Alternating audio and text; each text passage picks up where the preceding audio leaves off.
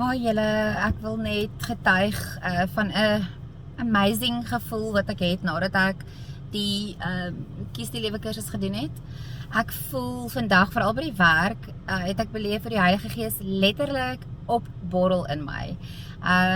Ek weet die woord sê daar strome lewende water wat uit jou binneste sal vloei en dit is verseker wat ek ervaar het. Selfs as ek moeg is en mense is gedaan, dan wil jy nie altyd 'n vriendelike gesiggie opsit nie, maar ek ondervind dat ek dit maklik kan doen en dat ek die liefde wat die Here aan my bewys deur my vry te gemaak het, kan ek oordra aan ander mense sonder dat dit vir my moeite is.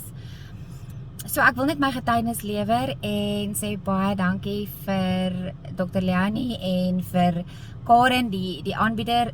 Sy het vir my regtig so bedien met die woord en die Heilige Gees het die werk gedoen. So ek is regtig baie dankbaar daarvoor. Ja, mag die Here meer en meer mense se lewens verander deur Kies die Lewe en ek hoop regtig dat ons op so 'n plek kan kom waar elke persoon die Kies die Lewe kan ervaar en kan sê ja, ek kies om vry te wees, ek kies om die Here te dien met 'n hart wat oorloop van vreugde. So ja, dis al wat ek wou sê. Dankie julle, bye.